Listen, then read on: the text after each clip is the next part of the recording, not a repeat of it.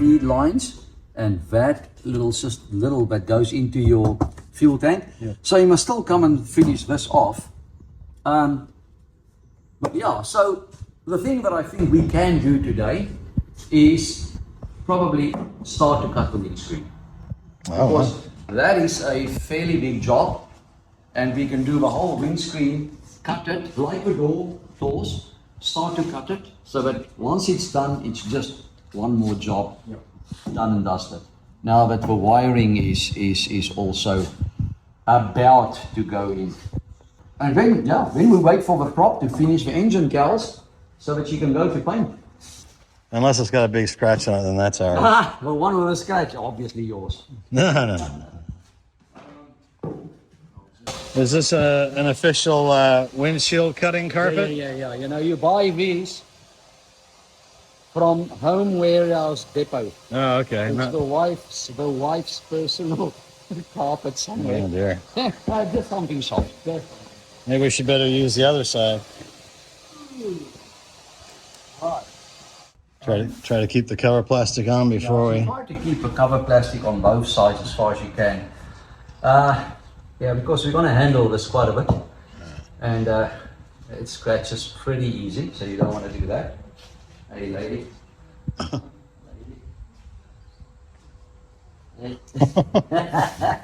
I wish I could sleep like this dog, man. Yeah. So generally you want to get it to overlap on the backs, on the tops, and on the backs as much as you can. Happy with that? So it overlaps on the frame there as well, down the side? Yep, it's coming down probably 30. Yeah. Okay, so you sort of start doing that. Now, the thing that I just hold it for me. Yep. The first thing you really want to do is you want to get a line from which you're going to work all the time, which means a center line there and a top at the top. Because you can cut this thing for 1,000 times, and if you don't get the centers perfectly, it'll be different. It's going to be different every time you look at it. So just hold that. All right, so get a sort of a general line, but that's the line that we will then keep on using. Okay, so put it on the frame and down there. So I know that is going to be my point of reference every time. I will do exactly the same down here and just try to keep so that we know there will be our meeting point. So we're going to cut off quite a bit of that. So we have to cut it back to, and you can see where it overlaps. Yep. All I can say is do it incremental. You don't want to go too big, but you don't want to do it continuously. So we know at the top here, I'll just make a mark. That mark is about there, so I know that there's a bit of that there. So I'll just sort of draw a little bit of a reference so I know. And I just, just make little marks all along where it is going to sit into the recess of the frame. So that I know that is good while you keep holding that, because we don't want this thing to move. So that's my sort of safety line. I'm not going to go past that line, okay? And now obviously here you need to be sort of, it's going to not be perfect because you are just doing it by eye and by sight alone, okay?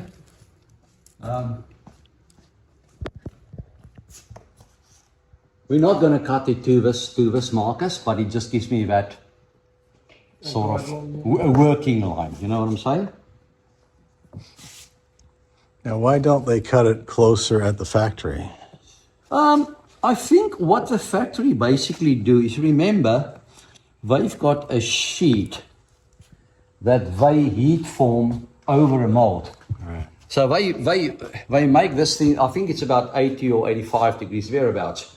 They heat it up, and then they've got the shape, and they put it over the shape, then they pull it tight, and then it cools down, and then they cut it. So they obviously have like a standard cut. It's probably quite big. I think the sheet will be square, of course. Right. So that's just their first cut. Sure. But yeah, they're never going to do it If I do everything for you, why would you bolt? Yeah. Yeah, no, they don't. They don't. Because, I mean, every one of these fuselages is probably going to be 100% the same because it comes out of the same mold. So yes, the fuselages are pretty accurate. Yeah. Okay. Well, that gives me a good idea of where it's going to be. Okay. So now we can take this off and just put it over like that. There you go. And now you can see if I do that, I give myself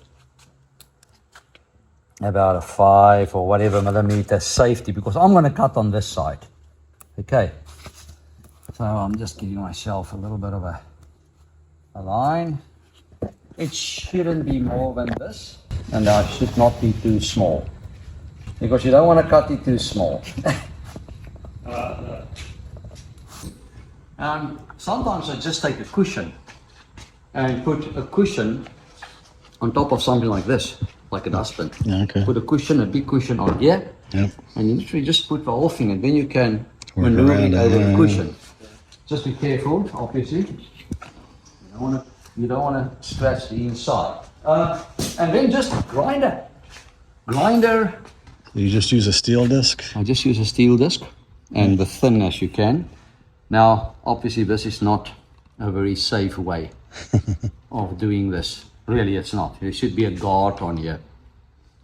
The reason why I take the guard off, I can't see because I cut like that. I sort of try to keep my face out of the side, but I want to see where I cut. Yeah. And when there's a guard over there, the guard's in the way.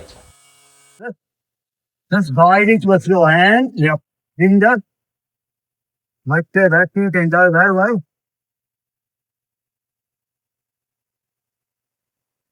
So don't force it. And then it will not. It's pretty sound. You won't easily crack it. But yeah, so just be careful. Work with it, not against it. You want to give it a go? Yep. Be careful, mate. Don't cut your bloody fingers off. You really want to keep this sturdy because if this thing grips it and it throws it, you want to get one hand there, one hand there, one hand operation like that.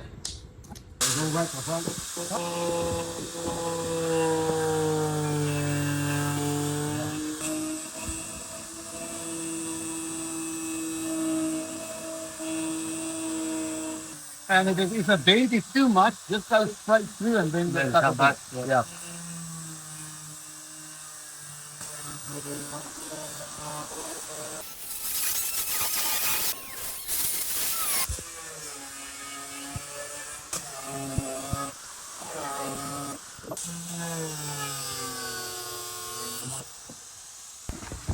It covers you. Mm-hmm. Ah, air. That's what these things are for. That's bruised. Break a little bit. I want a bit of a dry air.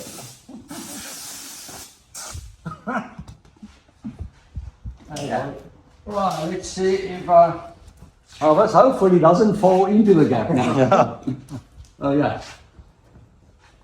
So what we should have is just, so you just line it up again. Now our lines is obviously slightly different, but so if I go to the top there, that's sort of about where we are. So you can see we are now getting very much closer to the actual, to where it sits. So this line is actually becoming Different, it changes. it's actually changing. Yeah, you can see here how close we are. Yeah. You see that? So give yourself a good safety margin is really what I would suggest. And then that is really just to get the rough cut. What other people sometimes do is they drill a little hole in there and they drill a little hole through a windscreen. Yep. And then they physically put a little pin in the hole and a pin in the hole. And this thing can't move. Yep. Can't go anywhere. And it literally remains in that exact position. So every time you bring, the pins obviously stay now there. Just trying to stay there. Put it in the pin. Yep. I don't like it because that little pin there is an exact good point for starting to crack. Yeah. But that's what some people, I actually think the Sling 2 instruction manual It shows you when you put the big canopy glass on. That's actually how you do it. But now you can, I would say, put tape or something on the side so that this thing don't move. Stays there, yeah. And then you redo that whole process. So already starting to look like an aircraft with a windscreen. Yeah. Funny how it changes. How it changes the look of an aircraft, so to speak. Just so that it's sort of a little bit supported, you know. Yeah, good to have 2 hands or 3 hands on deck. Now this one is very close, as you see. Let's rather just tape some of it down here. Okay, it should sort of stay where it is now. Okay, So why is orange a favorite color for you? must be the Dutch in me. Although I'm South African, ex-South African, Australian now. But yeah, with a surname like Jansen van Rensburg. This is the It's color. almost as good as Max Verstappen, you know. This is the color they'd hang out when the Allies came into the Netherlands, right? Yeah. They'd hang them on the windows, big flags. You typically want, if this thing fits nice, I would say 2, maximum 3 millimeters all around. Because when you paint, you want the frame to be painted and the paint must go inside the frame. Don't fit the windows before paint. Not a great idea. So you want to paint into the frame, then fit the windows and then fill that bead, and you can do that really nice. But when they mask it off, they mask off most of this black mounting area? Yeah. So this will be painted, yeah. Wait. The whole black area will be painted? So it's painted from the bottom where you cut to about there. Okay. So it covers basically the glue, so that the sun don't destroy the adhesive. That's really all you do. And the Sika is UV protected, but still. I suppose that's all done. If you know, it should be all good, mate. If you want to start putting that in, that's perfect.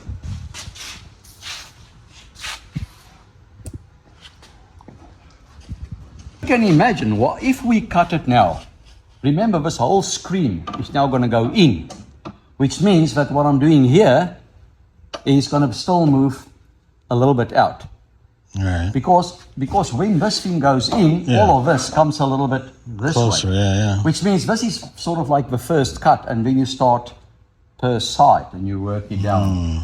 Listen, if there's an easier way, I'd love to hear about it. You know, I haven't found an easy way. You just, seriously, just little bit by little bit, rather undercut than overcut. Right. Just rather undercut than overcut. It's pretty easy to overcut, I promise you.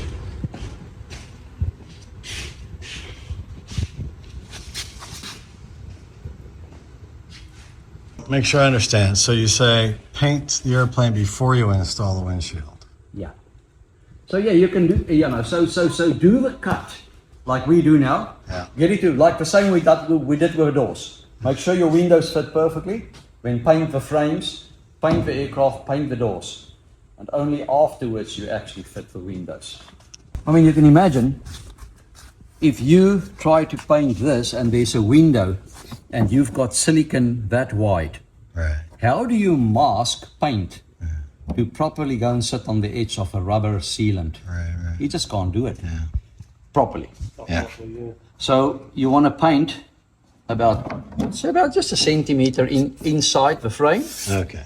and fit your window afterwards, and then you're going to have that tiny little gap, and then you're going to put fine line tape on the glass and on the frame like that.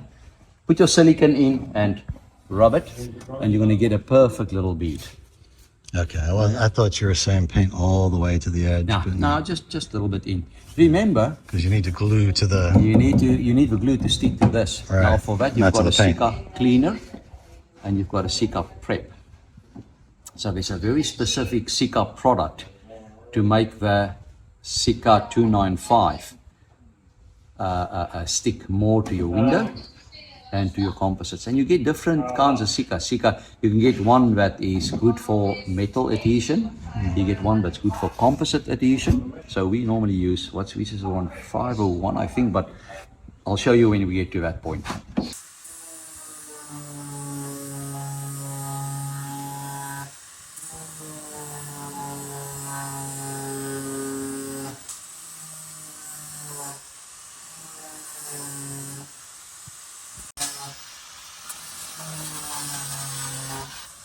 So you're using the grinding wheel now. Yeah, it's basically, we call it flapper disc and a 40 grit, which is pretty, pretty coarse, but it's really just so that you can do that cut. It takes it down pretty quick. Very quick. So once you're there, I just do that little bit here at the bottom and the same at the top.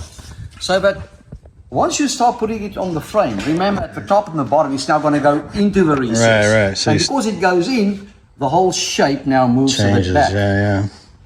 Now you start doing it, and you just check it against your tape if it sort of stays, sort of there. If you can just grab that side for me there, and that will probably go there, and that little bit goes sort of on the inside there. So you're towards you a little bit. A little bit to me, there, and Bit more. Bit more. a little bit more. A little bit more towards you. Oh yeah, there you go. Right there. Now that it's in there, come and have a look here. Yeah, the whole angle's changing. The whole thing has now changed. It So now just you slid can out. start going from there, and you just put it little bits and little bits back in. So, Sure did.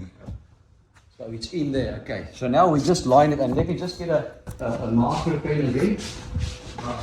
It's crazy, yeah? That whole line, so Sure did. All right. I just want to get this one here.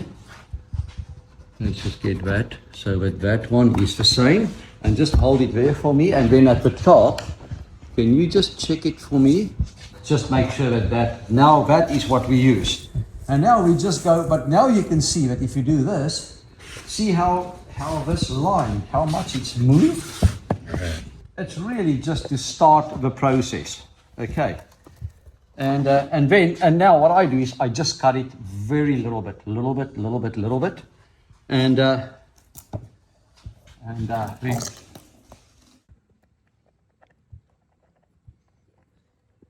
it's very much back to our original line, huh?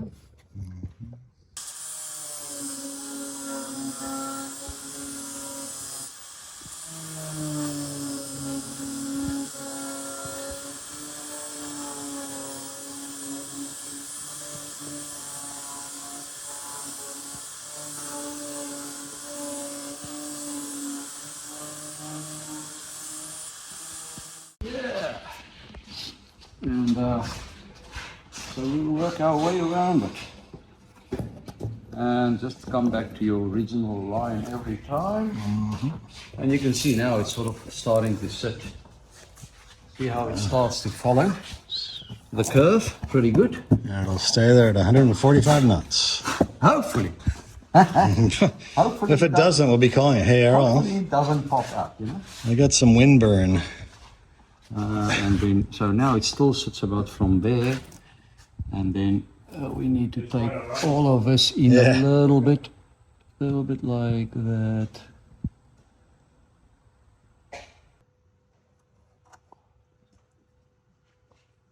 Look, no matter what you do, you're never going to get this 100%. You get it pretty good, but very hard to get it like absolutely perfect, But you can only try. First, take it down at the top a little bit so that it can go in where it should sit. Then you take it little bits by little bits, working backwards and working around. Get one half to fit well when you do the other one. So this one is like as tight as it can sit in there. Okay, so generally, to get that extra millimeter or two, once it fits perfectly, you just go right around with and just take a uniform amount out, and then you're going to have that extra little bit of play which you want. This is not a heated windshield, by the way. It's just a patch in the plastic to protect the windshield. So from the original markings, because you get the top and bottom end. Yeah, and it keeps changing. Even your marker may change a little bit, but just Just follow the same pattern, you should be fine. Okay. Alright. Well, so much to take off here. I'm just going to take the blade, not to try to grind all of that down. Yeah. And then we'll start the grinding again.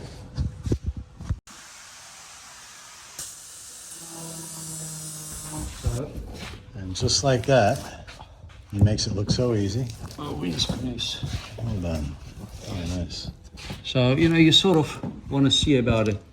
Like you see like a 2 millimeter gap there. Yeah. So here it goes a little bit bigger, but Black stuff. black stuff will fill that. Beautiful. Okay. Oh, there you go. Well, basically next thing to go in is wiring. So wiring harness now tested. Must now be fitted inside the aircraft. Once the wiring harness is in and the header tank, the header fuel tank is in, we can then literally push the dashboard in place. And the dash gets a little bit of silicone on the front, but 2 nice big bolts on the back, but it sort of wedges in position. So when dash is in, we've cut the windscreen now, but we don't fit the windscreen, of course, because we obviously want to paint the whole aircraft up to about there, just about there, so that it runs into that little groove. Yeah. So doors to fit, not next week, we're on that Rotax, big Rotax course, but the week after that it will just be literally doors to fit. And really just finalizing a couple of things, get the prop fitted and the engine cowls. Once the prop, doors, engine cowls is done, the aircraft's ready for paint. So to save time, because we don't have the interior kit yet. However, we've got another interior kit. We can use all the carpets and all the side panels. So we can get all of that fitted. We can get your Alcantara fitted. The guy will bring us samples of Alcantara. So a lot of that can be done. The more work we do here, the less work we have to do when we finally fit it together. Well, normally when the aircraft comes back from paint, 2 weeks, it's all assembled, final photos. So yeah, what did I say? If a painter doesn't hold us back, 2 months, 3 months max. 3 months, yeah. Yeah. Wow. Good. Awesome. So we're going to fit the doors because we want a perfect fit. Then we'll take the doors off for painting. No windows. And I mean the painter, they're going to mask it properly, so it's not. So is it bad that the factory put those windows in? Because then It is. But what we normally do is, and I don't know, I actually need to speak to them to not, I don't mind them filling the window, but I mind them filling the gap because I want the paint to go into the gap. So normally what we're going to do, we're now going to take a Stanley knife and scratch all that rubber out so that the paint can go in and then we can fill it up again. Yeah. Now we've made that mistake once, and the paint on the black silicone is a disaster. It doesn't work. Yeah, no, you just can't do a proper finish. And you said they put the tailplane on at the painter, at the paint shop, or you guys put it on. It depends whether your paint, your paint scheme is going to run onto the tail. Then we fit it there, and they do the lines. Then we take it off again, they paint it, and then the next time you see it, it's at the when we do the final fitment. Wow. It's Yeah. moving But along really final fast. Final fitment goes